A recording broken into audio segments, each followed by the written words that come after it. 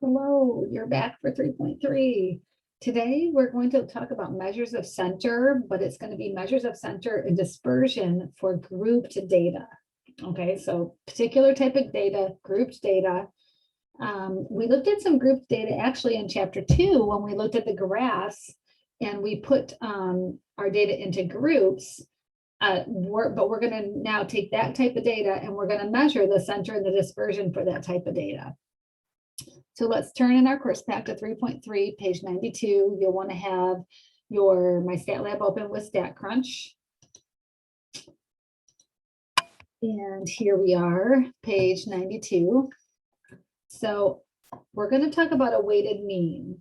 Okay, a weighted mean is a measure of center for a data set similar to an arithmetic mean, but instead of each data point contributing equally to finding the average, some data points contribute more or less depending on their weight. So calculating our grade in the course is a form of a weighted mean, and we're going to do an example of that today. Okay, so we take, we add up the product. So the multiplication of the observation times its weight, and we add those products up, and then we divide by the sum of the weights.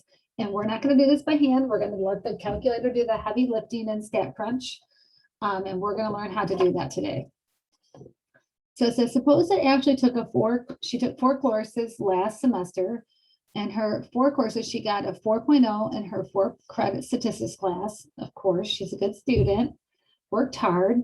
A 3.0 in her 5 credit chemistry class, a 2.5 in her 2 credit fitness class, and a 3.5 in her 3 credit English class. Suppose Ashley thinks her GPA for the semester is as follows. Explain why this is incorrect. So she added up her grades and then divided by 4. Well, she did not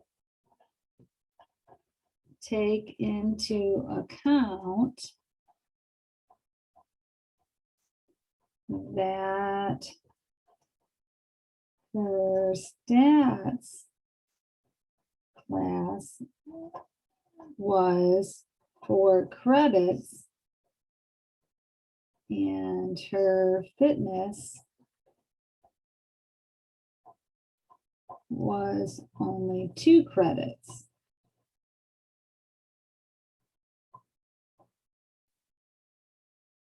So the credits are the weights, right? They're weighed more because she put more value. When you take a science class, it was 5 credits. Her math class was 4 credits, but the fitness class that she didn't do as well in, it was only 2 credits, so it shouldn't have weighed as much in her grade. So it says, calculate the correct GPA for Ashley for the semester, both by hand and with technology. Okay, so we're going to write out her grades.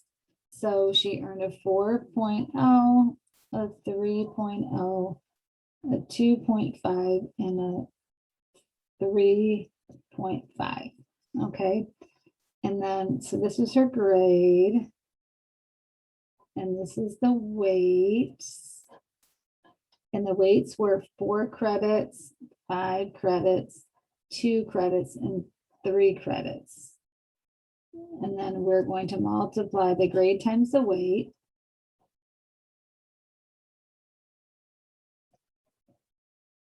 And we're going to add these and divide by the sum of these. So she took a total of 14 credits. So we're going to add these.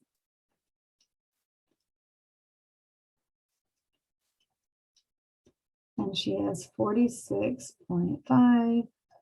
And so her average divided by the 14 credits comes out to be a 3.32. Okay, now I'm going to show you how to do this in StatCrunch. Okay, you can find this data set. Well, I'd like us to do this one together. The rest of the data sets for this unit 3.3 are all in StatCrunch, but I would like for you to learn how to type these in on your own. So we're going to do a new data table under StatCrunch here. And her grade, I'm going to put in bar 1, and I like to label it just for myself, and then the weight, just so I know what each variable is, but you don't have to do that. So her grades were 4, 3, 2.5, and 3.5. And then the credits were 4, 5, 2, and 3. Okay, so to do this in StatCrunch, we are going to stat the calculators, and we're choosing a custom calculator at the bottom. Okay, so stat calculators and custom. Make sure that you write this down on your paper. Stat calculators and custom. And in the custom, our values are going to be our grade. So we're going to put this and put grade. And then our weights are in the weight. And then we can leave the optional value, you know, just as it is.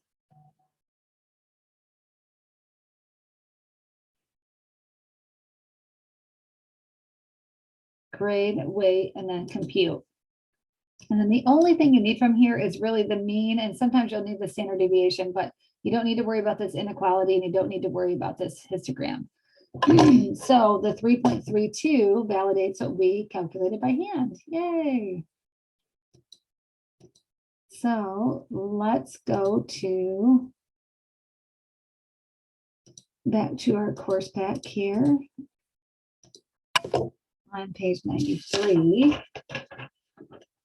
And we're going to look at some other data. If you've ever played Scrabble, where you take letters and you make words, you can see that there's different letters that you can flip over. They're usually all mixed up and face down, and you pull one up and you get a letter and you see if we can make a word with it.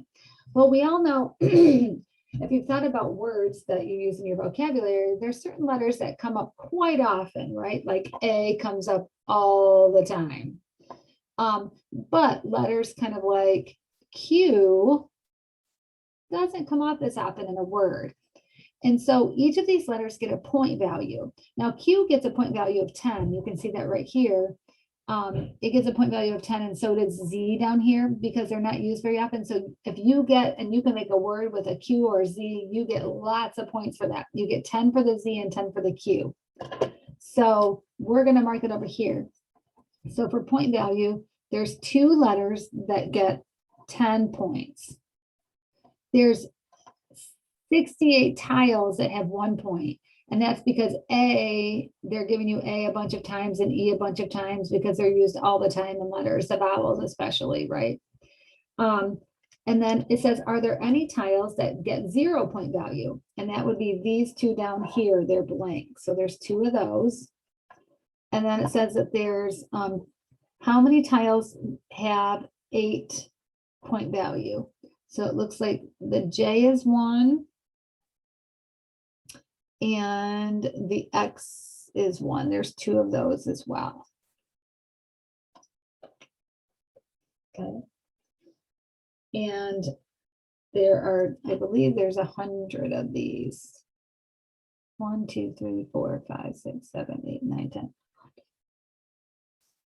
Yeah, there's 100 total. So there's 100 tiles total. So it asks us the questions, what type of data is the variable?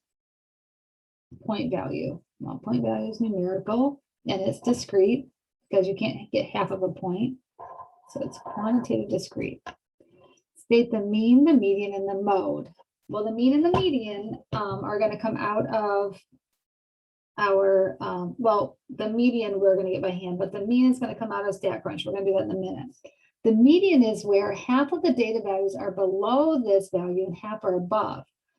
So that means 50. Where are 50 tiles below and 50 above?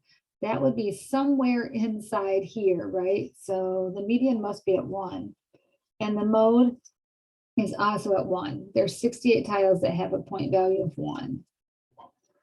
So let's go to StatCrunch and find the mean. So if you go to StatCrunch and go into the My Data Sets for our course, you're going to find one that says CP 3.3 Scrabble. And here's the data. Okay, and I am going to rename that point value and number of tiles.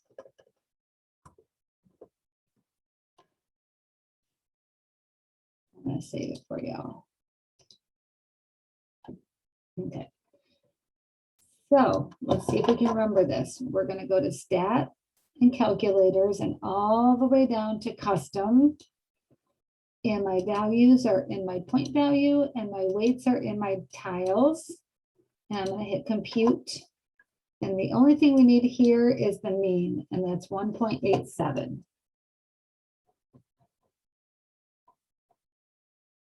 Okay. So you can see letter C here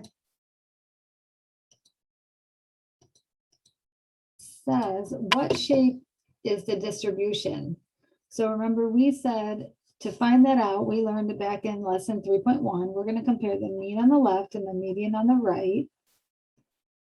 So 1.87 and 1. And it doesn't seem like they're far apart, but when we're talking about values that can only range from 0 to 10, 1.87 to 1 is definitely far enough apart that we're going to say that there's an inequality. The mean is definitely greater than the median. So we are going to say, because it's pointing to the right, that it's skewed right. Okay. And you can also turn your table like this and think of it kind of like a histogram. These are my possible outcomes, right? 0 through 10. And these are, we're going to pretend like these numbers are like our vertical bars. So it's way down here, and then it goes way up here, and then it goes way down here. Essentially, there's some little bumps in the road down here, but not compared to 68. So we can definitely see that it's definitely pulled this way, because these few tiles out here that have 8 points and 10 points are pulling the mean to be a little bit bigger than what it really is, represented at 1. So it says you're playing Scrabble with a friend. What would you say is the average point value for a tile in the game? Now, I would not use 1.87 because my data is skewed. I would use the median in the mode, which are 1. So the data is skewed. So I would use the median equal to 1.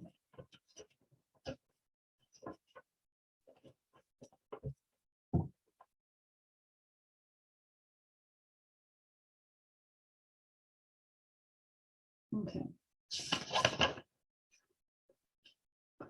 Let's look at our next example. Our next example is a syllabus from a Math 133, similar to our syllabus. You can see that the classwork and the homework, which would be our worksheets, our chapter review worksheets, and our project, our chapter review worksheets, I should say, are 20% of your grade. My stat lab is 10% of your grade. Projects, the unit projects, are 20%. Your midterm and your final are each 25% of your grade. So they are weighed very heavily in your grade calculation.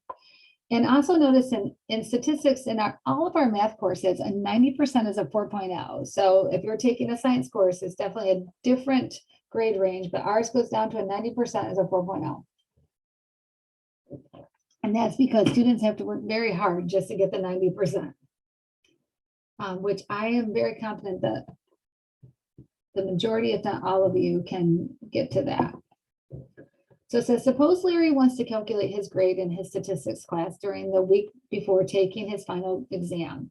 Larry has received a score of 70.8% on his midterm, 74.3 on projects. MSL is 35.4, not so good, and his classwork has a score of 90.6. Okay. So his categories here, we're going to list them. I'm going to list them starting with homework up here. So I'm going to say HW for homework, MSL, projects, the midterm, and the final. And his grade in each. So the homework is 90.6. His MSL is not as good, 35.4. His projects are at 74.3. And he scored a 70.8 on the midterm. And his relative frequencies, so that's 0.906, 0.35, 54.743 and 0.708.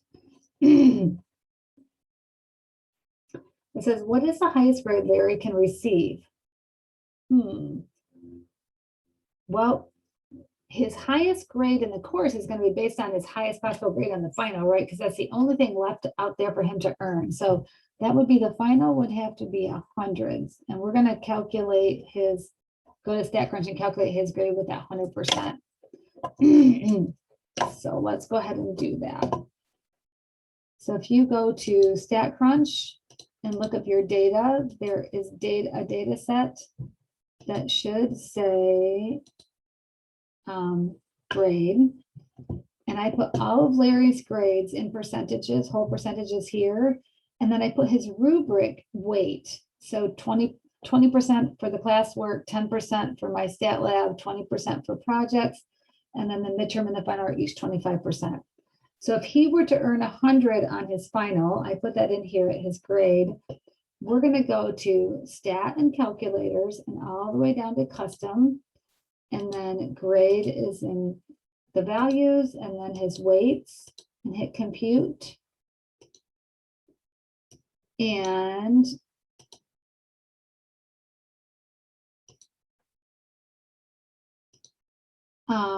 right there is his average. So the best that Larry can do is a 79.22,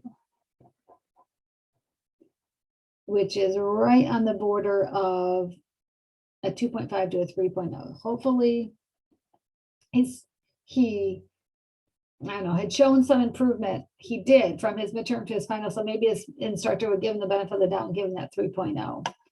What is the lowest grade Larry can receive in the course? Well, that's if he scores a 0 on that final, right? So go into your StatCrunch and change his final exam grade from 100 to a 0. And then we're going to go back and run this again. So stat and calculators and custom. Again, my grades are in values, and then we've got our weights, and we're going to hit compute. And his lowest score, if he does not even take that final, and so he gets a 0, would be a 54.22%. And so D says, what is the minimum grade he needs to have on the final exam to earn a 2.0? So we could just keep kind of playing with this, right? Let's say he gets a 70 on the midterm. Let's go to stat and calculators and custom and see. We can just do some guess and check here. So to get a 2.0 in the course would be 71.72 is the mean here. So I'm just going to jot this down. Final. Let's look at some of these options here. Final. So if he gets a 70 on the final, his average course grade will be a 71.72, which is even a little bit higher than what he needs, right? Let's say he gets a 65 on the final. Let's see if he can still hold that. Stat and calculators and custom.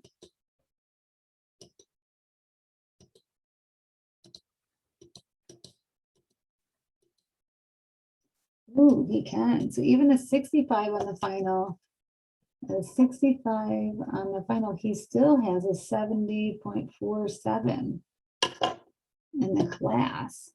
So I don't think he can go much below that. Maybe a 63. Let's see.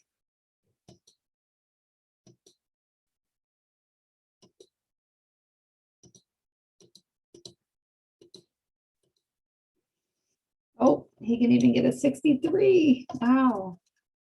I bet he can even go just a tinge lower. Oh, nope, it's 69.97. So he probably needs at least a 64 or better, because that 63 gives him a 69.97. So let's just see what the 64 does. Just to try it out here.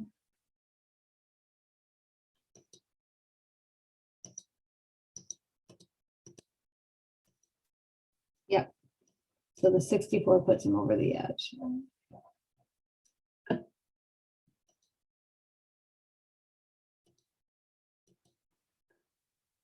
So let's just make sure we all have the same things written on our paper here.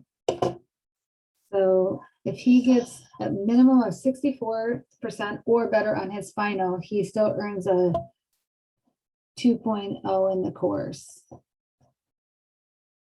Now, I know that that's not your goal for this course, but sometimes it's good to like just look at what is my worst case scenario so that I can take a deep breath and go, okay, I know at least I've got my worst case scenario. I'm still passing the course, even though my goal is really at a 4.0, right? That's your goal for the course. So we have another big example here. If you flip to page 95 in your course pack. Anybody in the course ever taken a trip out to Yellowstone National Park? It's absolutely amazing. And if you've taken a trip out there, you might have seen Old Faithful, the geyser. It kind of erupts every so many minutes, and it's not on time. Sometimes it's very short in between eruptions, and sometimes it's very long. So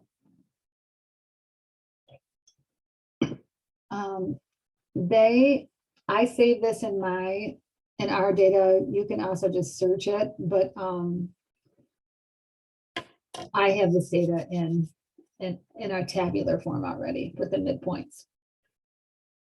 So the shortest they measured, they didn't collect every time because that would have been in history, which we don't go far enough back for, but somebody collected data points, and when they did, they collected 200. They went and watched Old Faithful, and there were a total of 200 different eruptions. And 8 of those eruptions were between 40 and 49 minutes between eruptions. So they marked an eruption, and then they waited 40 to 49 minutes, and then there was another eruption, and that counts as one. And there were 8 of those.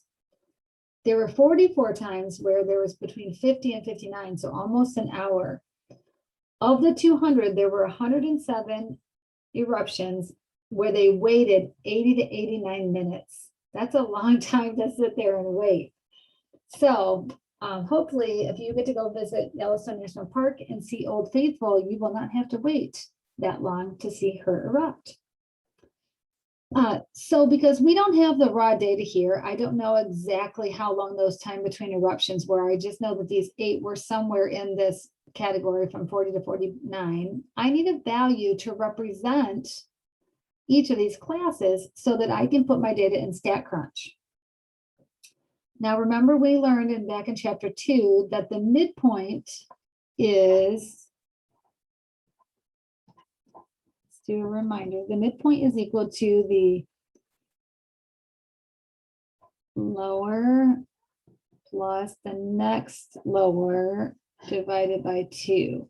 So in this case, it would be, we're using all the consecutive lowers. So it's 40 plus 50 divided by 2 is 90 divided by 2. So the first class has a midpoint of 45. And then we can do that for each of the classes. However, we can see, which is really nice, each of these classes have a width of 10. And because they all follow the same pattern, I can just add 10 to 45 and find the next midpoint, and so on and so forth. Now, I have to say, this last one, we're just going to go ahead and add 10, even though this says 100 plus, we're going to make that midpoint 105. I do want to note on the chapter 2 review work, or the chapter 3 review worksheet, I think it is 2 or 3, there is a group data set that has really weird widths. So just be really careful when you're finding your midpoints. Okay, so we found the midpoints, we put them in the table. It says, what is the population? And the population would be every, so remember when we defined population, we said all or every time between eruption, which we all know that we could never gather all those because we don't have data back in history far enough to do that. So what is the sample and what is the sample size? times between eruptions. And the sample size is always a little n, and there were 200 of those. What is the modal class of time between eruptions? So it's not the 107. The 107 tells us that it's the class of 80 to 89. So you're going to tell me 80 to 89. What type of data is the variable time between eruptions? So it's quantitative, but because we have grouped data, it's quantitative continuous. And what unit of measurement is the variable time between eruptions? Well, they told us it was in minutes.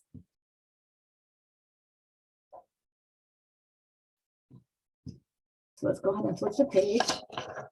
It says approximate the mean and median time between eruptions by technology. Okay, so median, we're gonna find out where is 100 above and where is 100 below, because the median would be the 100, the average between the 99 and 100 and 101 would be the average, right? Well, we can see that there's 107 in here.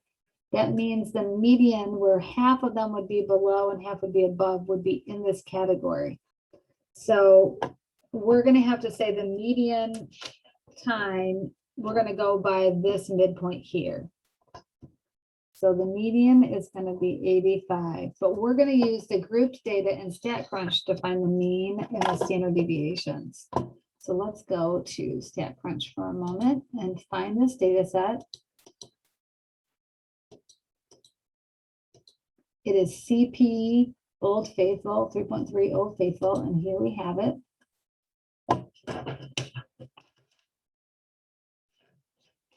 And to find the mean, remember we're going to stat and calculators all the way down to custom. And this time our midpoints are going to be our values, and then our weights are frequencies. And we're going to hit compute. And there is our mean, 74.85. And then let's skip down for a minute. I says approximate the standard deviation and variance. So we're going to use this standard deviation. And actually back to H. H says, are the values calculated in part G parameters or statistics? And we said statistics because we only have a sample. So let's jot that down under H. And because we only have a sample, then the symbol that we're going to use is S for standard deviation, which is 14.679. And I'm going to take us back to our paper so we are all jotting down the same things. So we said it's a sample because statistics, because we have a sample. There's our standard deviation, and here is our variance.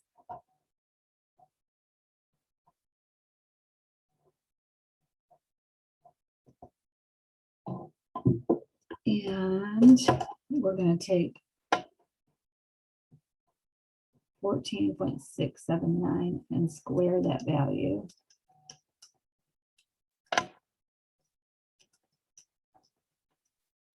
And our variance is 215.473. And it says explain why the values calculated are approximate. And that's because we have grouped data. We have grouped data. We don't know exact values. Yep, we were not given the exact values. Interpret the mean and standard deviation in the context of the situation. So this goes back to 3.2, where it says we expect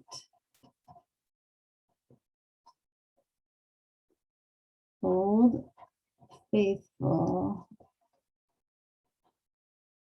to have time between eruptions of 74.85 minutes. Give or take the 14.679. 14.679.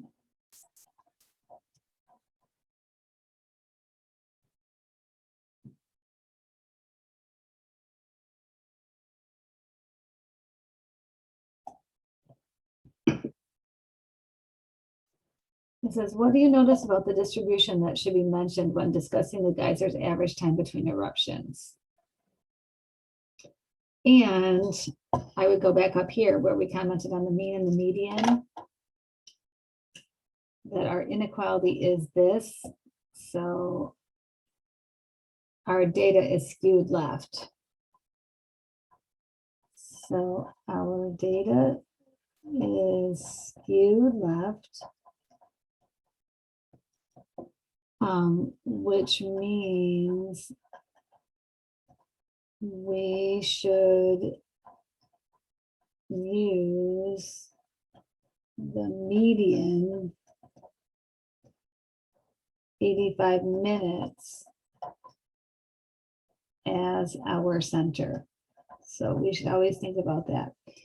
Sometimes we have skewed data, and I'll still ask you for the interpret the mean and standard deviation in context of the situation. And I want you to do that just like we did here. But I also want you to recognize when the data is skewed. That's important. So that concludes lesson 3.3, which is all about grouped data. And catch me back here for 3.4 and 3.5 are going to be together. We're going to talk about measures of position and box plots to round out unit 3. See you back here in a few.